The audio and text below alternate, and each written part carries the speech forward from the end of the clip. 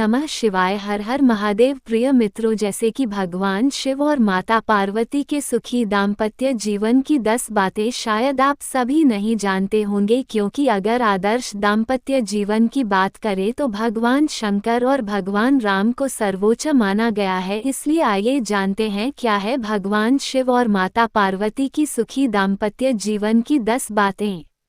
Number 1, एक दूसरे से प्रेम। जैसे कि राजा दक्ष प्रजापति की पुत्री दक्षा या दाक्षिणी को कैलाश पर रहने वाले बैरागी शिव से प्रेम हो गया तो उन्होंने उनसे विवाह कर लिया, लेकिन पिता को यह मंजूर नहीं था।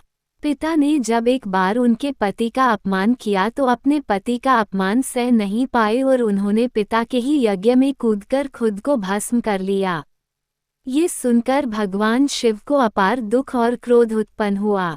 उन्होंने वीरभद्र को भेजकर राजा दक्ष के यहाँ विध्वंस मचा दिया। वीरभद्र ने दक्ष की गर्दन उतारकर शिव के समक्ष रख दी। शिव का क्रोध बाद में अपार दुख में बदल गया और वे अपनी पत्नी की शव को लेकर जगत में घूमते रहे। जहाँ जहाँ माता सती के अंग या आभूषण गिरे वहाँ वहाँ शक्तिपीठ स्थापित हो गए। इसके बाद शिवजी अनंत काल के लिए समाधि में लीन हो गए। नंबर 2, विधिवत विवाह। यानी कि भगवान शिव और माता पार्वती दोनों एक दूसरे से प्रेम करते थे, लेकिन उन्होंने कभी भी गंधर्व विवाह या अन्य किसी प्रकार का विवाह नहीं किया। उन्होंने समाज में प्रचलित वैदिक रीति से ही विवाह किया था। पहली बार उनका विवाह माता सती से ब्रह्मजी ने विधिवत रूप से करवाया था और दूसरी बार माता सती का पार्वती रूप में दूसरा विवाह भी सभी की सहमति से विधिवत रूप से ही हुआ था। एक आदर्श दाम्पत्य जीवन में सामाजिक रीति और परिवार की सहमति भी जरूरी होती है। नंबर 3, प्रत्येक जन्मों का साथ। यानी कि माता सती ने जब दूसरा जन्म हिमवान के यहाँ पार्वती के रूप में लिया था तब उन्होंने पुनः शिव को पाने के लिए घोर तप और व्रत किया।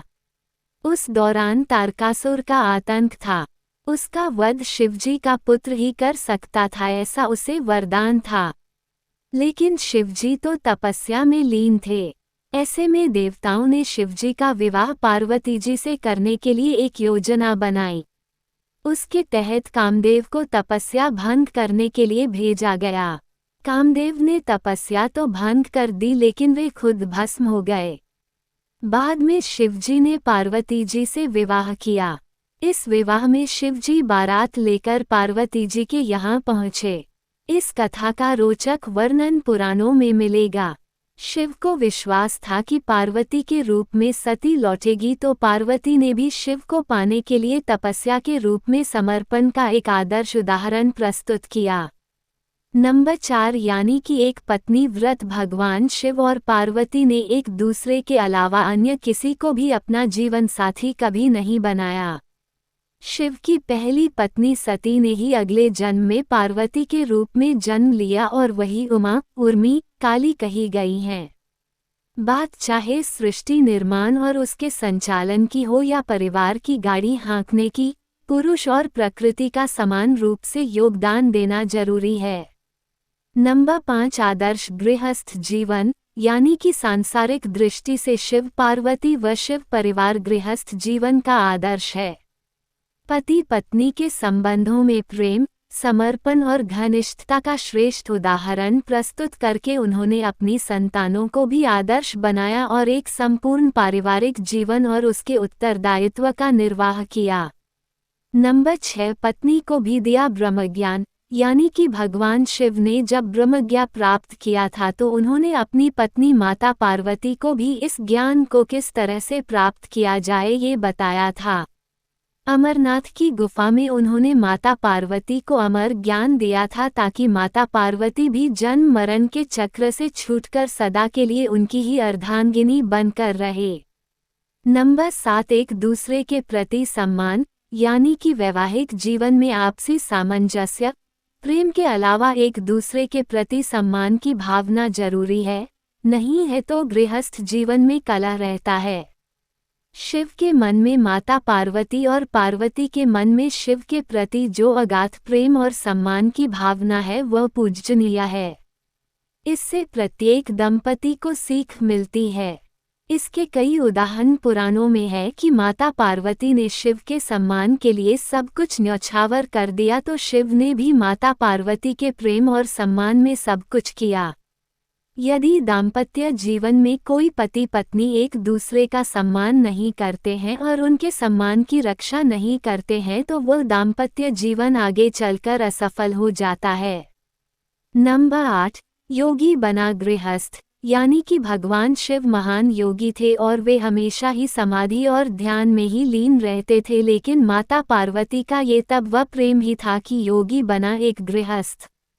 गृहस्थ का योगी होना जरूरी है, तभी वह एक सफल दाम्पत्य जीवन का निर्वाह कर सकता है। भगवान शिव के साथ उल्टी गंगा बही। कई लोग ऐसे हैं जो विवाह के बाद उम्र के एक पड़ाव पर जाकर बैरागी बनकर संन्यास्त होकर अपनी पत्नी को छोड़ चले, लेकिन भगवान शिव तो पहले से ही योगी, सन्यासी या कहें कि बैरागी थे। ये तो माता पार्वती का तप ही था जो योगी गृहस्थ बन गए। कहना तो यह चाहिए कि माता पार्वती भी तो जोगन थी। पत्नी के साथ यदि 7 जन्म के फेरे लिए हैं तो फिर कैसे इसी जन्म में संन्यास के लिए छोड़कर चले जाएं। भगवान शंकर ने ये सबसे बड़ा उदाहरण प्रस्तुत किया था। नंबर 9, त्याग की प्रतिमूर्ति। यानी कि शिव और पार्वती जिस तरह एक दूसरे के प्रति निष्ठावान और त्यागी हैं, उसी तरह की निष्ठा और त्याग को सीता और राम ने भी अपनाया था। पार्वती का शिव में हो जाना या शिव का पार्वती में ही लोप हो जाने के इसी प्रेम के चलते उन्हें अर्धनारीश्वर भी कहा जाता है। नंबर 10, सदा साथ ही रहना और बातें शेयर करना। यानी कि पुराणकार कहते हैं एक महिला को अपने पिता, भाई, पति, पुत्र और पुत्री के घर में ही रात रुकना चाहिए, अन्य कहीं भी यदि रात रुकने का अवसर हो तो साथ में पिता, भाई, पुत्र, पुत्री या पति का होना जरूरी है। ये तो एक आम मनुष्य की बात है, लेकिन माता पार्वती और शिव को अर्धनारीश्वर हैं, उनका साथ तो सदा से ही सदैव है और रहेगा। हमने ये भी पढ़ा कि भगवान शिव हमेशा ही माता पार्वती के प्रश्नों के उत्तर देते हैं और उन्हें किसी न किसी की कथा सुनाकर अपना रहस्य बताते रहते हैं।